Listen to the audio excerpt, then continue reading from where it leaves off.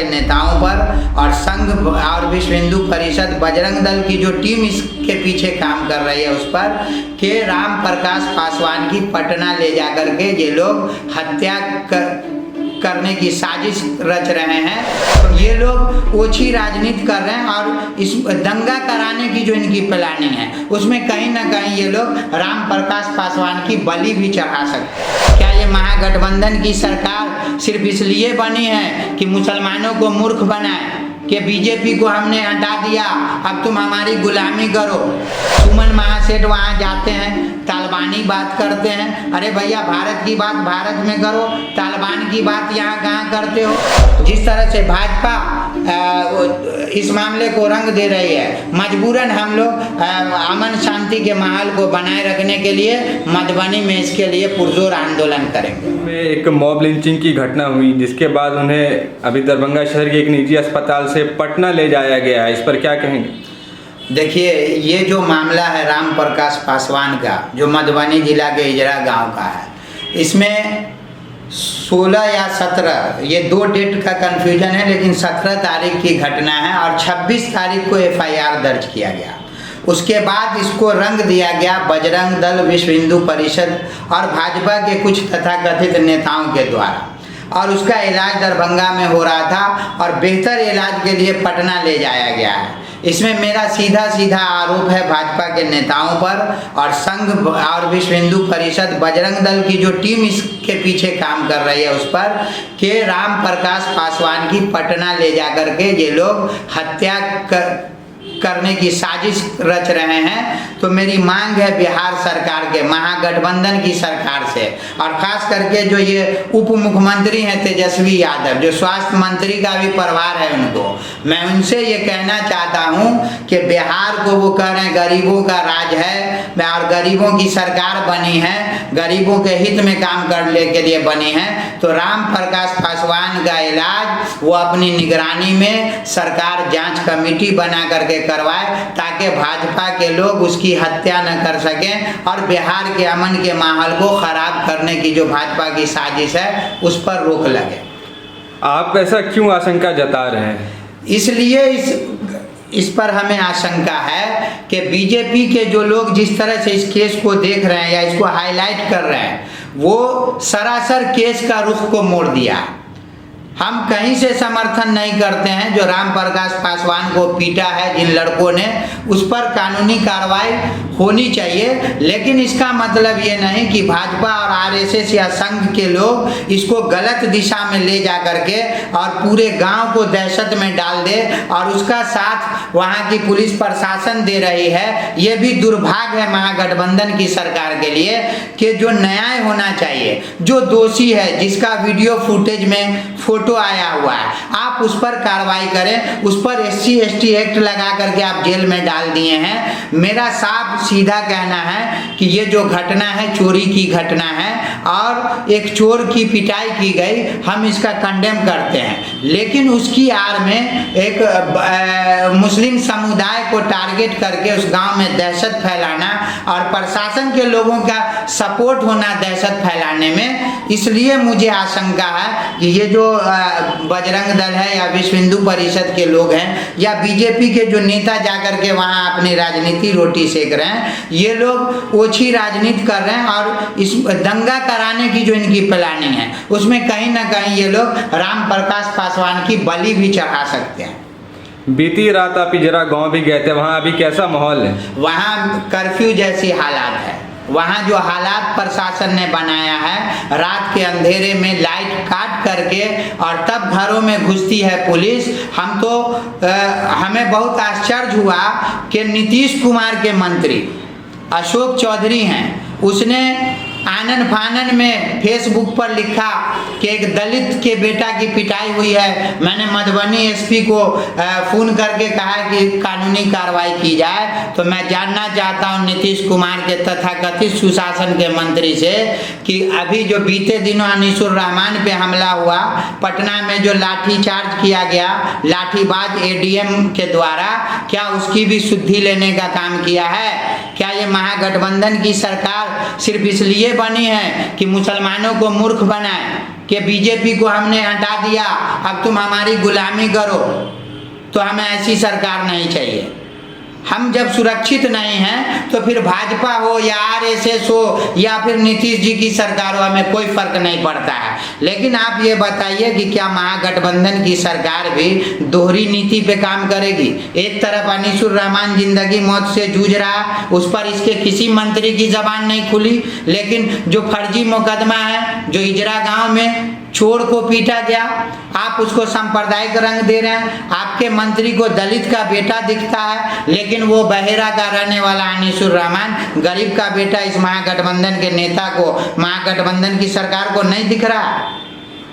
अच्छा, ये एक्चुअली मामला पूरा क्या है? इसको लेकर कई तरह की अफवाहें उड़ रही हैं, लेकिन जो इजरा में जो घटना हुई उसके पीछे का असल मामला क्या है? देखिए, मैं रात गया था अपने लोगों के साथ, जहाँ पर ये घटना घटी है ऐसा कोई वहाँ पे माहौल नहीं है कॉमनल या सांप्रदायिक। एक जो चोरी करता है वो होता ही है, मोब बनता है, उसमें लोग मारते हैं, लेकिन इतनी बेरहमी से मारा है जिसका हम लोग भी खंडन करते हैं, और जो उस पर कानूनी कार्रवाई होनी चाहिए, हम लोग नहीं कहते हैं कि नहीं कीजिए, लेकिन आप उसकी आड़ में बेकसूरों पे मुकदमा कर रहे हो, दूसरा FIR की तैयारी कर रहे हो, उसकी पत्नी कहीं गिर जाती है, इलाज कराती कहीं और है, और उसके आवेदन को आप लेकर के मुकदमा करने की साजिश रच रहे हो। जिम्मेदार नागरिक को गांव छोड़ने पर मजबूर कर दिया है पुलिस ने।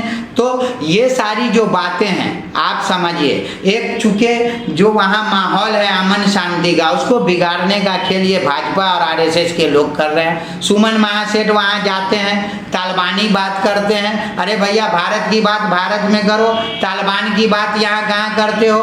तो मेरा ये कहना है कि सुमन महासेठ जैसे सांप्रदायिक नेता वहाँ जाते हैं, लेकिन वहीं ये महागठबंधन के गरीबों के मसीहा कहे जाते हैं फैयाज अहमद, चंद कदम की दूरी पे है, लेकिन वहाँ की जो मुस्लिम बस्ती के लोग दहशत में हैं, गांव छोड़े हुए हैं, उसकी शुद्धि लेने क्यों नहीं जाते हैं? हमारा सवाल है महागठबंधन से, क्या मुसलमानों को दहशत में रख करके और यहाँ राजनीति करने की साजिश रच करके ये सरकार बनाए हैं नीतीश कुमार? अगर ऐसा है तो मैं उनको बताना चाहता हूँ कि अगर इस मामले में फर्जी गिरफ्तारी नहीं रुकी और फर्जी मुकदमा नहीं रुका और गांव में अमन का माहौल नहीं कायम किया गया, तो हम लोग भी इसके लिए आगे ठोस कदम उठाएंगे और सरकार की दोहरी नीति और प्रशासन के खिलाफ आंदोलन करेंगे। अच्छा, अभी इतना गंभीर आरोप आप लगा रहे हैं, दंगे की साजिश बता रहे हैं, इसको लेकर प्रशासन से आप लोग को शिकायत करेंगे, सुरक्षा की मांग करेंगे?